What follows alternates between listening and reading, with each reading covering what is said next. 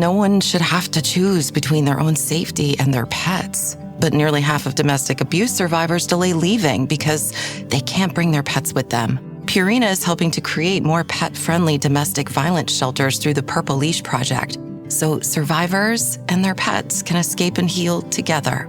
Visit Purina.com/purple to learn more. Big news. Sephora is now on Uber Eats. So if you find yourself facing a beauty emergency, like needing a last-minute gift, or you're just out of your favorite mascara, again, don't panic. We got you. Order now and get $10 off on Sephora orders of $50 or more on the Uber Eats app. Order now. Offer ends October 30th. One order per customer. Additional terms apply. See app for availability. Delivery fees may apply. Petivity knows every pet has a story. Why is my dog's digestion off? Could I have known sooner that my cat was sick? Petivity is reimagining pet care to care more proactively for the pets you love. Petivity's smart products and health kits give you data your pet can't share, so you can provide the best care possible. Give your pet the story they deserve with Petivity. Visit PETIVITY.com to learn more. Petivity, powered by Purina. You see, your brain is divided into two hemispheres. Yeah. Left controls your right side and your right controls your left side, and they're both tied together in a neat little Matt, I have been looking forward to us doing this episode for probably 2 or 3 years, when a listener, and I wish I could remember who the listener was at this point, because it was so long ago, but they emailed me. They emailed us at our email address and just said, hey, I don't know how long it'll be up, but someone has uploaded Al's Brain to the archive if you want to download it for when you eventually cover it. And I have just been sitting with this file for 2 years saying, I will not watch this until it's time for us to talk about it. So here we are talking about Al's Brain, or its full title, Al's Brain, A 3D Journey Through the Human Brain. This was a 10-minute 3D short film that was shown at the Orange County Fair in California in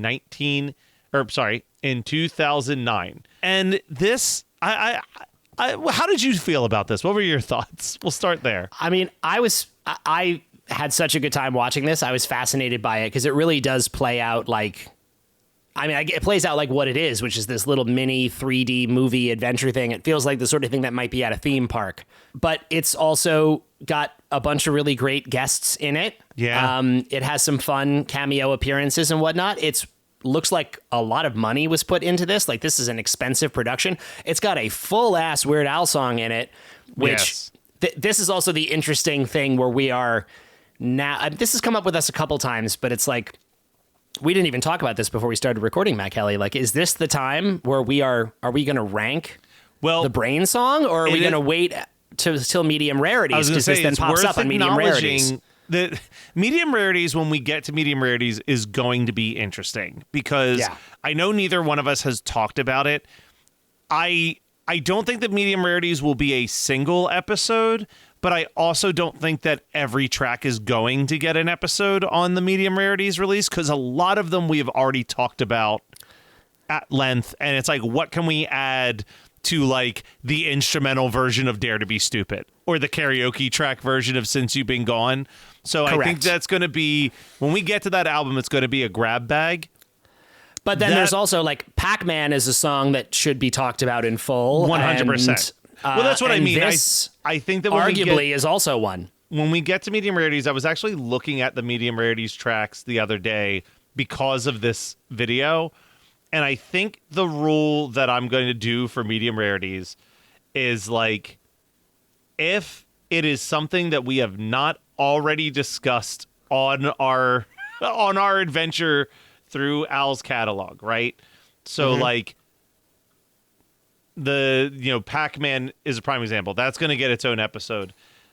I don't know if like Jurassic Goo Park needs its own episode, because we kind of talked about it in the Jurassic Park episode And did. is there that much more that we can add to the conversation over a full episode? Totally agree with that. I think maybe we do individual episodes for a bunch of songs, and then we do one episode that covers some of the more oddities in here, like the Dare to Be Stupid instrumental. Yeah, like loose haircut, jingles. lousy haircut. Like, what more can we add to lousy haircut that we didn't say in that Weird Al show episode? Exactly. Like, that's where it's kind of weird. But I do think that the Brain song is enough of an oddity that is a full, like, this is a full-length song. This could have been, I thought as I was listening to the song, this could have been a track on a Weird Al song. Easily. Album. Easily could have been. So I think for that purpose, like, that is different than like a Homer and Marge or Lousy Haircut where you're really getting like 40 seconds of a concept. Yeah. I think we can rank the Brain song at the end of this episode in the So originals. at the end of this episode, we will rank the Brain song. Yes. Okay. All right, cool. That's it. I wanted to know because I would have been fine to come back to it as well, but I do feel ready to rank it now. Yeah, I think it'll be more fresh in our head now than it will later. That's great. Something that I thought about this was I had the following three thoughts in a very quick succession. First, Al walks out. Love this bit where he goes, "Hey, Al here. How are you doing?" Okay, enough chit chat. And then he like dives into the thing. But as soon as he starts floating, I thought this had to have been amazing to watch in 3D. Watching it on my computer, and I think that it was probably, there's a few moments where I'm like, oh, this was probably also like a 4D experience. There was probably like, there's a point where like a brain explodes, and I'm sure that there's probably like some water that sprayed briefly at the crowd, like all of that. Oh, yeah. But I think the energy of this, I think that if he was given complete reign, this is closer to what he wanted the Weird Al show to feel like. 100%. I wrote it down like this is like the Weird Al show with more, seemingly with Al having more control. Yeah. Like that's how it comes across anyway. Which is weird because this is actually more educational than any episode of the Weird Al show where the lessons feel so like ham-fisted in. But I think that this is, if Al was given no notes to do an educational TV show, it would be this energy. It would be this Bill Nye right. energy. Yes. And you said it a little bit, but I loved at the very top where he comes out on stage. He's like, Al here. All right, enough chit chat. And as he starts saying enough chit chat, he just starts flying. Yeah. He starts floating off the ground to tell you the story. And just the idea of him like doing his intro and just starting to fly with no explanation, that really made me laugh. I thought that was great. The first truly big laugh for me, like that got a nice little chuckle from me. But a kid comes out, I think it's Timmy. That's usually the name of a child in a Weird Al thing. Agreed. And Al says, you can ask me anything you want. There's no stupid questions. And the kid's like, what's the brain smell like? He goes, well, that is a pretty stupid question. And he walks over to the TV. He's like, let's just go to a good old-fashioned man on the street question instead. And then when he walks back, security is like duct taped this child. They're carting him away like he's going to an asylum. They're gagging his mouth. Like, it's great. It's great. It is really, really funny. He introduces what's supposed to be his sidekick on the show, Billy the Brain, who is not there. Yeah, Billy the Brain is not there. He's a no-show. Someone off screen just yells like, he's not here. So like, oh, all right. He brings in this professor who is so bland and uninteresting that Al decides to use magic to turn him into something more exciting. And he goes through a couple options. I know one was a whale before landing on this owl. There's a whale, there's a cow, and he ultimately, he lands on an owl, like on a little stand or something like that. A smart-looking owl, which is a good teacher for people. It reminds me of a lot of things, right? Archimedes from the Disney Sword in the Stone. Absolutely. The owl that helps you figure out how many licks it takes to get to the center of a Tootsie Roll Pop. It's a classic sidekick for education. Absolutely, yes. But someone asks, well, how much does the brain weigh? And this is where we get the first moment of like kind of gratuitous graphicness where Al's head is just peeled back to reveal a brain, and then he just plucks it out of his head and starts walking around. He goes, well, it weighs about as much as a baby poodle. Another clip. That clip is being used on this tour. It's one Yes. of the random, like, in-between song clips that plays on the Bigger and Weirder tour. The clip of the owl taking Al's brain and just flying away with it. And Al's like, oh, thanks. And he's got some crazy lines here where he's like, they call it gray matter, but it is really more pinkish in color. And then he squeezes it and it sprays everywhere. Oh, yeah. So he says it weighs 3 pounds, about the same as a baby poodle. But then he's explaining how long the brain would be if it was stretched out. And we'll talk more about them next week. But a cameo from Tim and Eric show up. Tim and Eric helping out in the Al's brain segment. Yeah, showing how long a brain is if you stretch it out. We got a great just joke the two of of a them. guy riding a it's great. bicycle that gets clotheslined by the stretched out brain. By in the middle of stretched the out street. Al's brain, or whatever it is. Also, we didn't say it yet, but did you clock who does the voice of the owl? I had a theory. I didn't see it on Wikipedia, but is it Billy West? It's Billy West. I was going to say, because Billy West is also definitely right after this brain stretching segment, Billy the Brain finally does show up, and he's kind of shamed out of the show for being late. But that is definitively like a Stimpy voice. Like, I'm like, that's definitely Billy West. But yeah, no, Billy West does all the owl stuff as well. Norm the owl.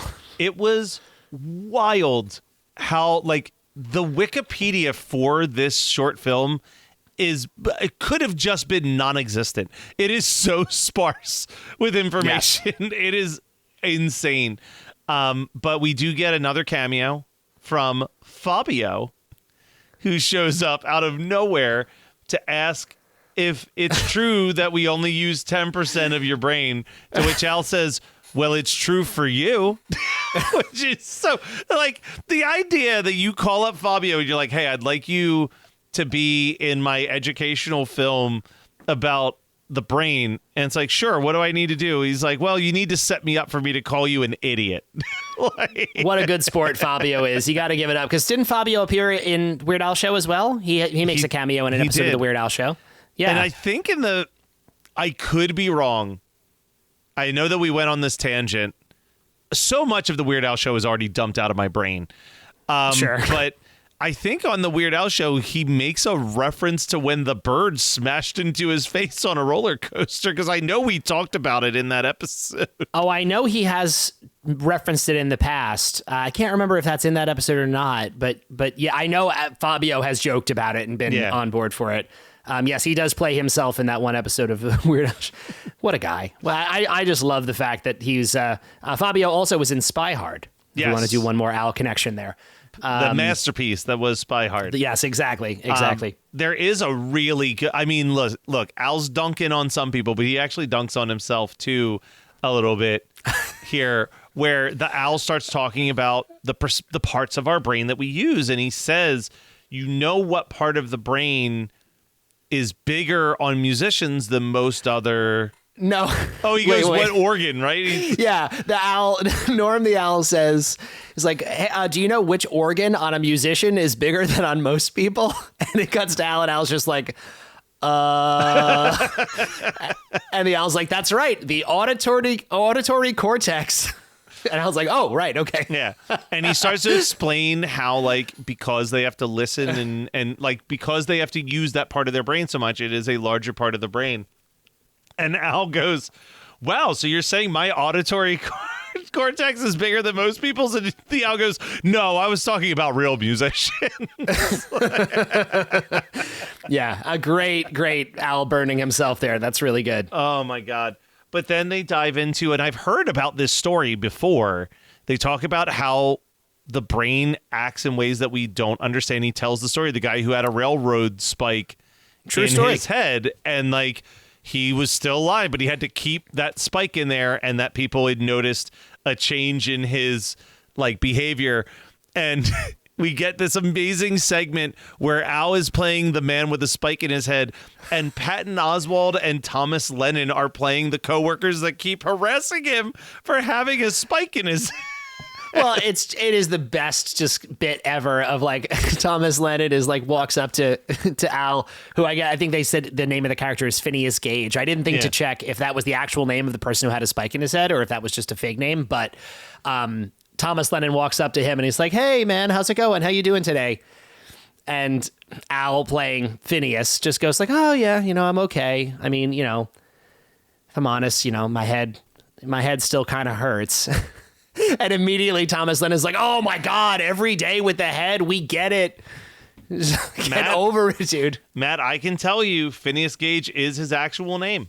Wow. So Al playing the actual person, Phineas Gage, who got a spike through his head and managed to survive with almost no consequences, seemingly, other than the misfortune of just that happening to you at all. I mean, it is worth noting, I clicked into the Phineas Gage Wikipedia page. I mean, he still died at 36 years of age. Oh God. Okay. So that counts as a side effect. I would say, I mean, who knows? Maybe just he had another dose of bad luck and died early, but I'm going to guess that the giant railroad spike in his brain had something to do with his early demise, ultimately. Patton Oswalt, just want to give a shout out. That dude seems... The other night I had people over and we watched Dude Bro Party Massacre 3, which he has a bit part in, but that man great movie. Seems like he will say yes to any role that he believes in will be funny. Like, agreed. It does not matter scale or anything. If he thinks it's a good project, he's all on board for it. Yeah. No, it's true. It's true. I was so happy to see him. I saw Thomas Lennon right away, and then Tom starts making fun of Al, and then like Patton just appears just to to pile on, like just being so annoyed by this guy who keeps complaining about the spike in his head. Patton Oswalt was also in a really good, I don't even know how readily available it is anymore, like a suspense horror film where he's like an obsessive sports fan. Oh, it's called Big Fan. Big Fan. I mean, that was like his 1 hour photo. Like you're just watching. It was a good movie. Yeah, you're just watching Patton Oswalt be unhinged and creepy while simultaneously like the likable Patton Oswalt you like all those elements are there, but it's through a lens where he's not the lovable guy. He's the absolute creep. This episode is brought to you by Nespresso. Gift magical mornings with Nespresso Virtuo Pop. Compact and stylish, Virtuo Pop is made to meet every morning coffee craving. From espresso to coffee, hot or iced, at the click of a button. And celebrate the season with Nespresso's limited edition coffee flavors. Sweet almond and hibiscus, cinnamon and candied tamarind, and festive double espresso. Magic in the making. Shop the holiday gift collection exclusively at Nespresso.com. My marathon isn't about time. It's about my 26 friends with intellectual disabilities I'm dedicating each mile to. I'm Joseph. I'm running my first Bank of America Chicago Marathon for Special Olympics Illinois to help give my friends a place to shine. Join Bank of America in supporting Joseph's cause. Give if you can at BofA.com/supportJoseph. What would you like the power to do? Bank of America. References to charitable organizations is not an endorsement by Bank of America Corporation. This episode is brought to you by Indeed. When your computer breaks, you don't wait for it to magically start working again. You fix the problem. So why wait to hire the people your company desperately needs? Use Indeed's sponsored jobs to hire top talent fast. And even better, you only pay for results. There's no need to wait. Speed up your hiring with a $75 sponsored job credit at Indeed.com/podcast. Terms and conditions apply. Hey, the vibes are slipping. I think it's time to bring out the Velveeta shells and cheese. The holidays are a time to go all in on indulgence. Headline your meals with the rich, creamy meltiness of Velveeta shells and cheese and satisfy your holiday cravings like no other. Bring that main course energy to your side dish. Celebrate extra with Velveeta these holidays. Hello, Finney. Did you think our story was over? Mr. Kramer. This Friday. You're dead. Dead is just a word. Critics are saying Ethan Hawke is pure nightmare fuel. Oh, Finney. Discover the secret behind the mask. What do you think happens when you die? It's time to find out. Black Phone 2, only in theaters Friday. Rated R, under 17, not admitted without parent. Hi, friends. The world got you down. Don't be sad. Listen to $2 Late Fee with Zach and Dustin. $2 Late Fee is the podcast that celebrates the best decade of entertainment, the 1980s. We pick a movie and soundtrack from our youth that we loved and see if it holds up today. We also interview your favorite celebrities from that era. All in the spirit of positivity and togetherness. Check us out at $2latefee.com. We get a question about how does our brain interpret, oh my God, what is it called? Subliminal messages. And as Al's walking around answering it, the words buy merchandise just keep flashing on the screen. Buy Weird Al merchandise. Yeah. I actually went frame by frame just to make sure it wasn't like they keep flashing up buy Weird Al merchandise. Yes, great, wonderful stuff. I wonder if that was also part of the 3D. I would bet anything that like the buy Weird Al merchandise in the 3D was probably like further ahead on the screen. Oh, you know yeah. what I mean? So it was hitting you like even closer. But we get one more question from another man on the street. Yes. Just a little guy named Paul McCartney. Sir Paul McCartney shows up. I love seeing him connected. We know, like, Al and McCartney have come up in jokes together. We know they've talked about parodies that McCartney has said no to in a very polite way. But also there's that segment from forever ago, one of our favorite like Al TV bits of Al and McCartney in real life on the red carpet, and they've dubbed the other audio in. Yeah. You know what I mean? This is just the first time I've seen McCartney. Paul, back here. I just was so happy. It's the first time I've seen McCartney actively participating in a Weird Al thing. We've known he's been a fan for a long time, but we've not seen him like actively involved like this, right? No. I feel like it's the first time I've seen him pop up for real. It's so good. Yeah. But he basically leads the perfect leeway. He says, hey, Al, how does the brain work? And this is what gives us our big finale. Al dives into his original song, The Brain Song. The Brain Song. And this song is fucking awesome. It really is. I mean, this is, we reference They Might Be Giants a lot on this show because of how much they have in common. But this is They Might Be Giants. Like, They Might Be Giants love to do a educational song that feels like it's just a song. Yeah. And this is absolutely one of those. I'm sure Al took inspiration from TMBG on this one because it's right in their wheelhouse. And it is essentially just this like barrage. It's also a crazy amount of musical ideas he crams into this. Feels like a lot of work went into this track. And it's only like 2 minutes and 30s. It is a shockingly short song for how dense every aspect of it is. It really is. It really is. I would like to read the lyrics if you don't mind, Matt Kelly. I'm happy if you read the lyrics because I know that it's filled with a lot of words I would not say correctly. And I might not say them correctly either, but we're going to try just because this feels like this is an actual science class on a page, and reading them I think will only further drive that point home. So Paul McCartney asks, how does the brain work? And Al tells us. Your brain is divided into two hemispheres. Your left controls your right side and your right controls your left side. And they're both tied together in a neat little package by the totally awesome corpus callosum. Well, you peel away that meninges layer, wipe off that cerebrospinal fluid, and you're looking right at the four lobes of the brain. You know the ones I'm talking about. Say it with me now. Frontal, temporal, parietal, occipital, I think it is. And each one's got a very special job. Each one knows exactly what to do. As you're watching my disembodied head, your rods and cones are sending their stimuli to your thalamus, which wraps up your occipital lobe, which of course processes visual information. As you're listening to these words right here, the vibrations of the cilia down in your ears are sending those impulses along to your temporal lobe. And I know right now you're probably thinking, Al, how can these different parts of the brain communicate with each other? Well, to answer that question, I'm going to have to break it down to a microscopic level. This is a neuron, a funky neuron. You've got your axon on the one side and your dendrites on the other.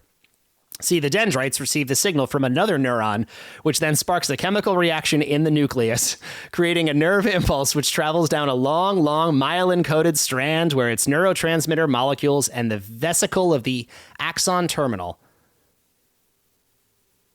Is that right? That feels like it's an incomplete lyric. Anyway, and those neurotransmitters jump a millionth of an inch across the synaptic gap and smash into the receptors of the dendrites of another neuron, connecting neuron to neuron to neuron to neuron all across your entire brain. Oh, yeah. The more you Oh yeah. The more you use your brain, the more connections you're going to make. And the smarter you're going to be. I'm talking about your brain. Yeah, you got to hand it to your brain. Yeah, that's your brain. This song's awesome. This I mean, you know what? And I will say, like, TMBG, very good at the educational song. This is as dense. Like, this feels like it is out of a college textbook. I would agree with that. Yeah. I am, man. I'm going to jump to the ranking of this because I want to talk about this for a second. Yeah, let's talk about it. I'm putting this under Virus Alert, but above I Was Only Kidding, which is still just kind of like in the middle. There's a lot of there's way more original songs than parodies, so it's true, a big old cluster. But the reason why I'm putting it there is because I truly believe that I like the Brain song more than I like Pancreas, which is the other super educational body part song from Weird Al Yankovic. I know that's a crazy sentence for me to say in front of some people who I believe Pancreas is in your top 10, but I think listeners this song couldn't is... see that I rocked back in my chair when Matt just said that. But I think recoiled that this is, from the microphone. This is so fun. The song is so fun. I agree. Super fun. No arguments there. I think it is super fun. I think it's really well written, and I think it's like, you know, I am always impressed by, this is the sort of thing, this little project. This is like a 10-minute short 3D film that screened at a fair. Like, this is as small of a thing. Like, I love when an artist puts what I think they're all into something that maybe other people would be like, oh, this is kind of like a throwaway. I don't need to like really work that hard on this. And boy, it seems like Al put a tremendous amount of effort into this track. This is as passion project as it gets because Al directed, wrote, starred in it. This was a budget of $2.5 million, which is a lot of money for a short film that only played at a fair over a 3-day period. But now, wait, who paid for this? Maybe like, was this funded by somebody? Like, this has to be a collaboration with somebody else. Like, I somebody told else. you, man, this thing is so sparse with information. The production company was the Orange County Fair. So the Orange County Fair, he must have done a collaboration with them to make an installation for the fair, and they must have given him a budget. Because the music, it says all music by Jim West. So that's incredible. Yeah, like this is. But I wonder, like what I wonder is, and this, put this on the list if we ever get to talk to Al. What my curiosity is did Al approach the Orange County Fair with, I have this idea for a 3D short film about the brain? Yeah. Or did the Orange County Short Fair approach Al and say, we want you to do a 10-minute 3D video? And he said, like, well, I want it to be about, like, there's no world where I can imagine that Al would put this much time and energy into something that he wasn't already invested in the concept of. Yeah. And like you said earlier, I do also feel like there's something about this that feels like something of a Weird Al show redemption. Like, I'm going to go back and do a version of this that feels more my own. Yeah. Which I love. That makes me so happy to see, because I do agree. Like, we talked about with the Weird Al show, like, loads of potential and plenty of like good bits in there, but it all just felt a little bit like he was being restrained and unable to fully do the crazy shit that he wants to do. And this still, appropriate for all audiences. It's not like nothing's too edgy here, but it definitely feels more his voice across the board. And the song especially, that is the ultimate example. Like, the fact that this song is so completely, like, fully realized says a lot about how much he cared about it. So that's great. I'm glad to know that Al was like so directly involved in this whole thing. That's amazing. Having said that, I'm not going to rank it quite as high as you. I do think it's really good, but I'm going to put it, and maybe this is even just some recency bias, because this is a somewhat new track for me. I did hear it when Medium Rarities came out, but I definitely didn't give it as much attention as I have just for this listen. But I'm going to put it just below Mr. Frump and just above Party at the Leper Colony on my list, which is like the bottom portion of the originals, but certainly not like, certainly not bad. I do really enjoy this. And I'm fascinated by it. I really want to know more about exactly how this came to be. Like you said, Matt, whose idea was this first? Yeah. I would love to find that information out. Maybe we can hit up Dave and Ethan to see if they have any insight on this too. They tend to maybe we can be good on that stuff. But I just saw on the IMDb as well a quote that I had forgotten about that I really liked, where the "How does the brain work?" McCartney's line, and after that, Al says, he's like, well, the truth is, like the last 20 minutes of 2001: A Space Odyssey, we might never really understand. And I love that line as a dorky film reference. I was very on board for that. And then at the very end, he gives his a little monologue to the screen, which is also, this is included in the Medium Rarities version of this song, where he says, like, so I guess the point of all this is the brain is one of the most important organs in your entire head. So wherever you are, whatever you're doing, always, always, always wear a helmet. And then he puts on a helmet and flies away. Perfect ending to me. A perfect ending. This is really a delight. Super, super fun. I think as of this recording, there is a version of this that's currently live on YouTube.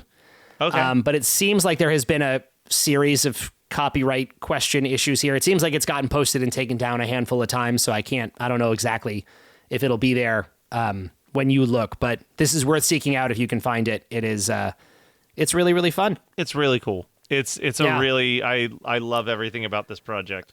I wish that we had an opportunity to watch it in 3D.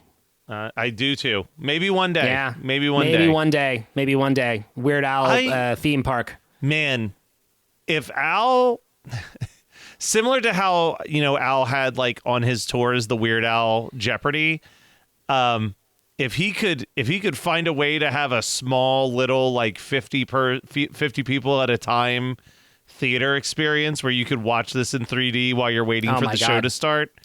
Oh boy. Oh, I'm imagining bigger than that. I'm trying to think of Al having his own little subsection of like Universal Studios. Yeah. Like forget about Harry Potter and Nintendo World. I want like a little Weird Al themed section where you can watch this movie. You can go on, there's a, Nature Trail to Hell haunted house ride and all kinds of, oh my God. I just, give me all the money in the world and I'll make that happen for you.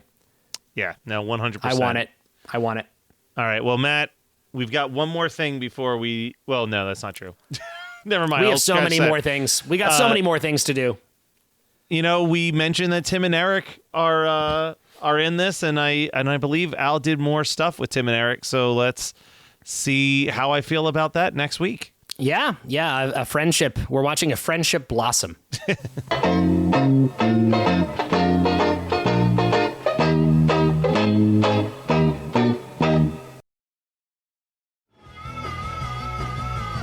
You're listening to the Geekscape Network.